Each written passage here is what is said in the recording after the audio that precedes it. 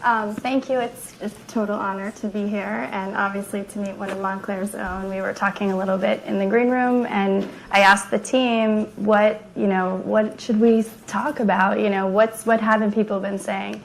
And they said, well, how your story is so doable. You're, this relatable, normal person with a great story and a great career. And you still enjoy your husband. You still like your husband. You have three I love my husband. Healthy kids that haven't gone off the rails. And if you look at any of the social media, Bobbi does it herself, which is pretty impressive. And what struck me was you had this great quote, and it said, "I haven't come this far to come this far."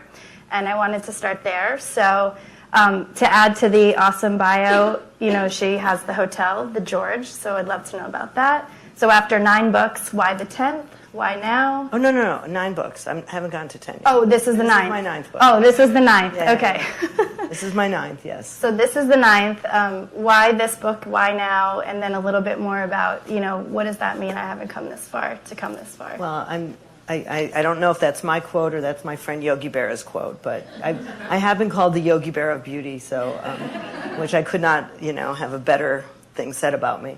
Why this book? I've been a beauty expert and a makeup artist my entire life, and what I have learned over the years, and this was not my first time talking about health and wellness. Every single one of my books has pieces of it, but this particular time in my life, I realized it's not about what you put on your face. It's honestly about what you put in your body, and also it's about how you live your life. And the combination of all those things together is what I think makes you an attractive person. Probably also because it was, when I wrote the book, it was the cusp of my 60th birthday, which I have turned.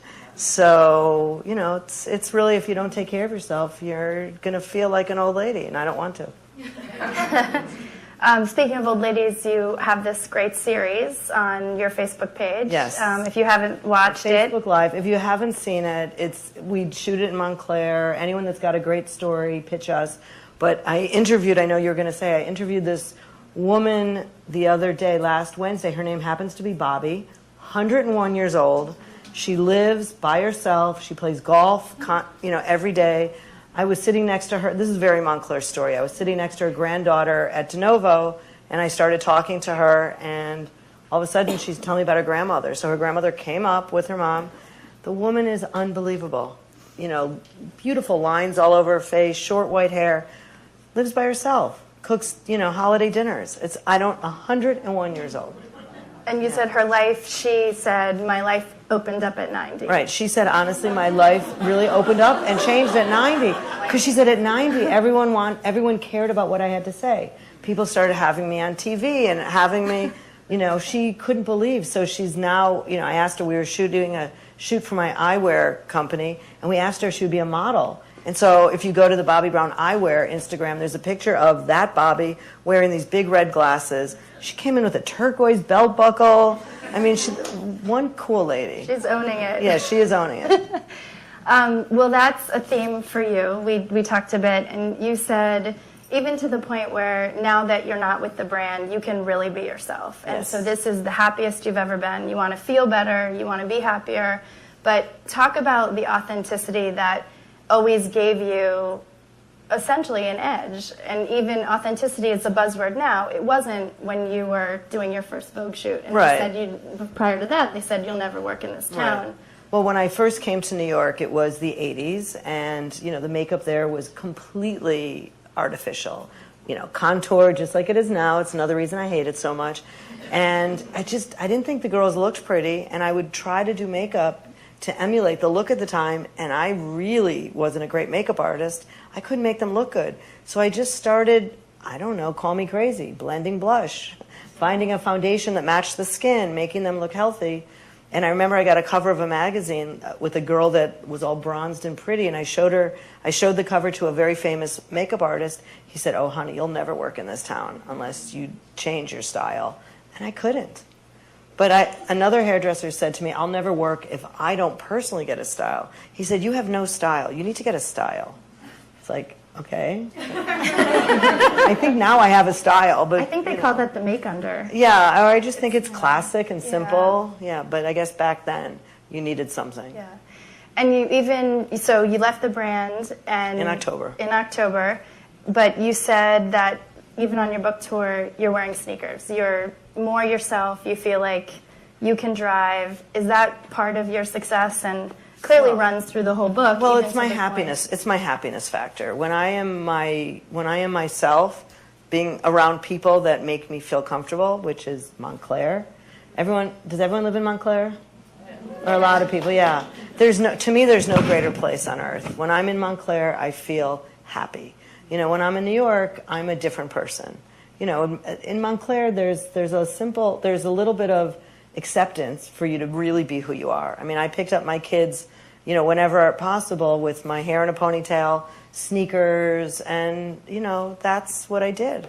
And I have an apartment in New York near a very fancy school, and you should see the way they're dressed. I would have been completely insecure going to pick up my kids at school in New York City, so I love Montclair. What do they wear? They're just very fashionable. Done. They are very done and fashionable. For pickup. Yeah. Oh, there's blowouts everywhere. Maybe that's a good idea for someone to have a little blowout bar in the car line.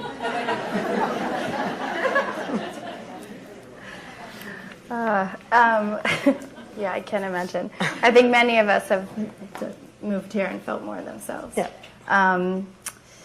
So back to the book, because I do want to kind of get into it. It has this gorgeous blue. I feel like this will be the Pantone color of the year next year. I don't know what color this is, but I really like it. I want to get to the women, because also you say you've always also mentioned you have a really supportive community, and there are people that supported you, and there's great women behind you. And there's this one section that has interviews with Layla Ali and Elle Macpherson and all of these amazing women. How did you pick those? Who'd you leave out? Tell us about why you did that. Well, I left out, tons and tons of people. Yeah. But, I picked those girls for different reasons. But that whole chapter is really about confidence. And, the great thing when you are, get to a certain point in your career, you get to meet a lot of really amazing people and women. And, we all, when we have a few minutes, we're all really busy, and we start talking about, oh my God, what are you doing? Where'd you get those pants? I mean, it's the same thing you guys do, but when you get to work with women who have worked with other experts, what doctor do you go see? What hair? What do you do when you're not feeling great and you have to go on the red carpet? So it's nice to share that, and I wanted to be able to share some of those things that help me with everybody else. So to use some of their questions and ask you, one of the questions that's consistently asked is, what is one of the biggest hurdles or challenges that you've overcome? Well, there's so many. I mean, there's so many challenges. I mean, there's, the personal challenges of, I don't know how to type. I'm completely, self-diagnosed ADD, so I need to learn to focus myself. I'll never forget when I, was the class mom one year, and it was, probably, I did it any year I raised my hand. And it was difficult because if you didn't know technology, it was really hard to be a class mom. There was 4 that year, so that was, They carried you? Or yeah, no, there was a little bit of infighting, but I think we got through it. But, there's so many challenges. Certainly working with a big company, there's always challenges. I don't know why, but I just think my way is always the best. And, not everyone agrees with me, so. And I like to do things really quickly. If I see there's a problem, I want to fix it, and I want to fix it now. Yeah. And, that's interesting, back to sort of a lot of the health advice. Mm-hmm. So it spans everything from aromatherapy to different superfoods. Right. It really starts with food, because I do believe that no matter how much you exercise, no matter what you do, if you're not eating the right food, you're not going to feel good. There's really no substitute for that. And you said you wanted to feel better, and that was, right. Is that where this starts, yes. where this book starts? Right. And, we had a conversation on the phone. I was going, I'm in the middle of a book tour, so I'm extra, extra busy. I'm extra, extra tired. And, we were discussing how we want to feel better. And so I haven't yet really gotten to the meditation and stillness part of, yes, it's on my list. But as I've said before, I've lost the list. So it's somewhere. But, yeah. I'm a person that does. I do. Action, I do. And now I know I have to learn a little bit of inaction. And I'm not good at that. Yeah. Yeah. So who supports you in that? Joe, my yoga instructor, who also became my life coach after I left the brand, and he's pretty amazing. So, you know, he learned that we're not going to do meditation after our session. We better do it first because I always have to run. Yeah. So, but I haven't seen him in a couple months because I've been so busy.